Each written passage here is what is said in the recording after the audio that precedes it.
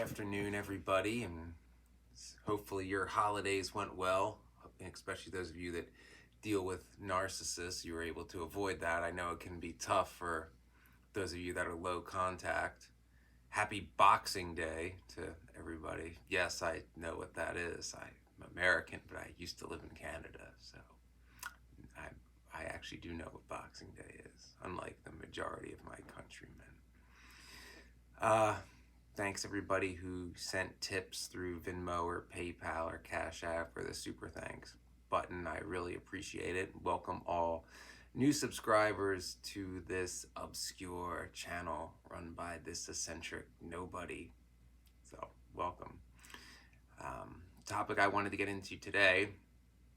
I did a video on the traits of the covert narcissist and on the overt narcissist, and I mentioned that the covert narcissist isn't talked about nearly as much as the overt narcissist and isn't as well understood, so I wanted to make that video. So I decided there's another topic I have to cover that isn't covered enough, and people don't really know how to spot them, and it's very important too, and that is the traits of the narcissist enabler. Oh yes, because you must beware the enabler too, especially the lackey, sidekick enabler that would do anything for the narcissist, and I mean anything. You must beware them. So, what is a narcissist enabler? Generally, there we go.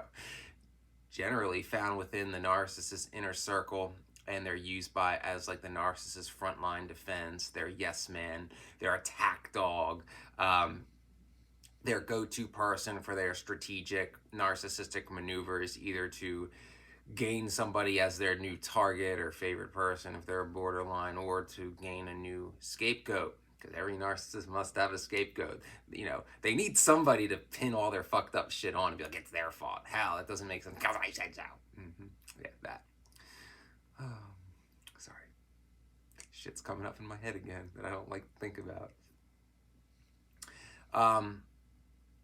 Narcissist enablers usually are pushovers. They're yes men.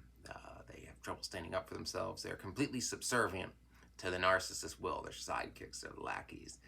They take on a lot of the traits of the narcissist. They use the same abusive tactics, including gaslighting, triangulation, which I have to do a video on, and narcissistic projection. They can be referred to as flying monkeys. Yes, narcissists all have them, especially the coverts, because they don't like to do their own dirty work.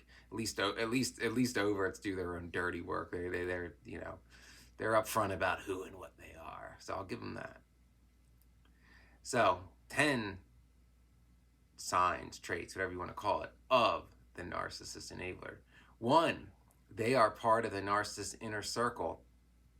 Because narcissists are inherently self-centered, they want to make, they keep people in their inner circle who are of value to them. And who's more valuable to a narcissist than their main enabler?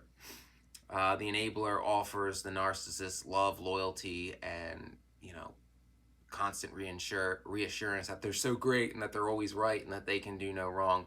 Yeah, that kind of thing. Number 2, their strengths and talents and resources are used by the narcissist. So the narcissist is only going to let somebody into their inner circle and pretend to care about them, when they have a use to them. Narcissists only do anything for anybody when it's useful to them.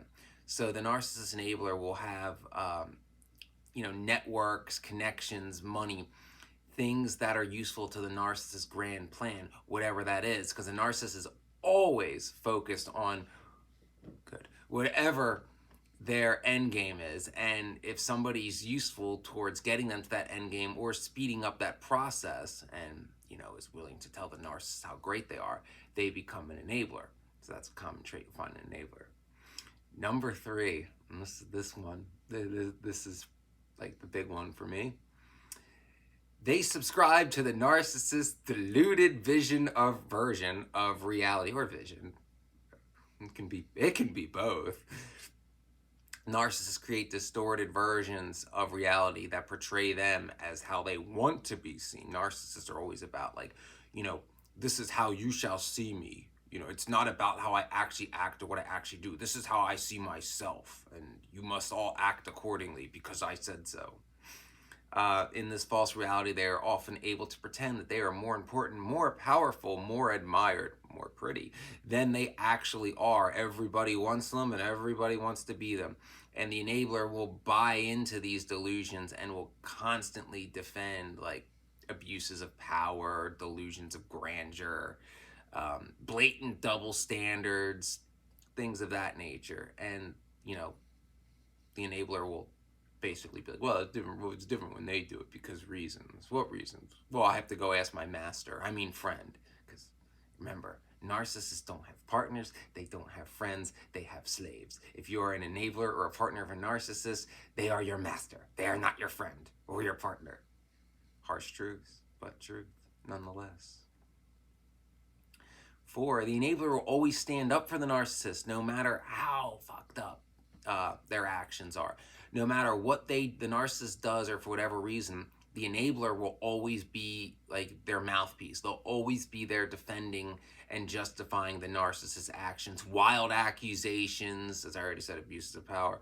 But yeah, from wild accusations as to why they're blaming somebody for something, as to why they own people, as to why they can basically do whatever they want, how the law doesn't apply to them, how they are essentially a tin pot dictator. The enablers are the ones who back that madness up and not only try to justify it, but will also attack anybody who tries to call out the narcissist delusions with, you know, facts, logic, law, common sense, truth. Doesn't matter. The enabler will always back their narcissist. They will fight to the end. I wish somebody was ever that loyal to me. Alas, they're not. 5, the enabler, they protect the narcissist from themselves. It's one of the clearest and least understood signs of enabling is when the person tries to protect someone from themselves. Similar to people with addictions, narcissists behave in ways that are reckless, destructive, and likely to lead to some kind of fallout later on. Narcissist enablers frequently run damage control after these destructive outbursts. They might try to patch up relationships, apologize on behalf of the narcissist. So this is the sick one. When somebody is trying to get out of a narcissistic relationship, to get away from that abuse, to stop being used and exploited, it's the enablers usually that are the ones that convince them that, oh, the poor narcissist is misunderstood, and you know they need that person, they need to give them another chance. You see this all the time with those that enable borderlines, and when the favorite person finally breaks free, it's their enablers that drags that poor abused person back into that abusive cycle with the guilt trips. It's sick. It's sick, and man, does it make me angry. Then that makes me the bad guy, because rage bad. Maybe. All right. 6, the enabler will always choose the narcissist side, no matter what. Now, this can, you can think, well, isn't that duh? But here's the thing. If someone becomes a narcissist enabler, it doesn't matter who the other person is. It can be a friend of a long time, family member, it doesn't matter. They will always choose the narcissist side, even if the narcissist, hasn't been their friend for very long, because there's that level of like admiration and devout loyalty to the narcissist. So no matter what, no matter how short that connection's been, if you're an established narcissist enabler, you will always back the narcissist, no matter how wrong they are, no matter what they do, they will always back them. It's maddening. I've seen it. 7, the enabler will put the narcissist before themselves. So the enabler lives only to serve the narcissist. They get convinced that making the narcissist happy is all that matters. So they'll ruin their career, their education, their love life, their friendships, whatever, just to make the narcissist happy. And man, does that make the narcissist like aroused. There's nothing a narcissist loves more, perhaps, than somebody being that obedient and subservient to them. And that's typically what enablers are. Their whole life revolves around pleasing the narcissist, defending the narcissist, backing up the narcissist, doing the narcissist's bidding. So they'll lose everything to please that narcissist. Again, seen it bad. They'll start to mirror the narcissist tactics. So When trying to achieve what they want, the enabler will use the same narcissistic tactics that their narcissists use, because a lot of times, at least in the beginning, they see those tactics as being very effective, and they'll start to get into that narcissistic mindset of, well, whatever I want is mine, I'm entitled to it. If I say I deserve it, I deserve it. If I say that person belongs to me, they belong to me, and the rules don't apply to me. Yeah, because they get into that delusion that, well, the narcissist, the rules don't apply to them, and I'm their right-hand man, so that means they pretty much barely apply to me, because we're just superior people. We're like royalty, that kind of stuff. The enablers are driven by fear. Deep down, they know how bad their situation is. They may even confide into some trustworthy people about that covertly and through innuendo, and unless you're an intuitive, you may not pick up on it, but they know. But they're also terrified of what will happen if they pull away from that narcissist. They know what the narcissist is capable of and how far they'll go, and they're also intimately, in the know of everything the narcissist has gotten away with to that point. So they fear, if I don't keep the narcissist happy, they'll turn on me, and I've seen them get away with all this stuff, so best to just keep being a slave. Pathetic. The narcissist is the enabler's, quote, drug of choice. So pleasing that narcissist, getting praise and acceptance from that narcissist is like becomes the ultimate high to them, because they have this narcissist on such a pedestal that, like, oh, this person thinks the world of me, and they're like the greatest thing that's ever existed. They're like the fucking second coming, and if they say I'm great, then I must be better than everybody, and I have to keep doing whatever I have to do to keep earning their praise. A lot of this is how like cult leader enablers typically work too. Well, a lot of them are narcissistic anyway.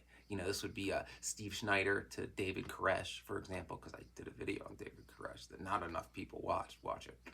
So there are 10 traits of the narcissist enabler, 10 things to watch out for, especially if you notice them. If you are noticing them, trust your intuition. That person's probably enabling a narcissist who either wants to scapegoat you, make you their favorite person, or make you their next target. Don't sell out your integrity to please a narcissist. They're never pleased. I say that all the time, but it's a point that I'm going to keep hammering home because it's that important. Thank you for watching this to the end. Please like and subscribe, help the channel grow. Comments help the channel grow, but if you really are helped by these videos, please consider sending a tip via one of the 3 links below or through the super thanks button. Thank you for giving me the time, because I'm a nobody with a microphone, and hopefully these videos help. I love seeing the comments that my videos help, and I hope I present this in a manner that this dark material is easier to digest, because let's be honest, learning about this stuff can be dark, but if you're drawn to it, it means you probably need to know it, because you're probably either been in a situation you need to recover from, or you're in a situation that you need to get out of, like yesterday.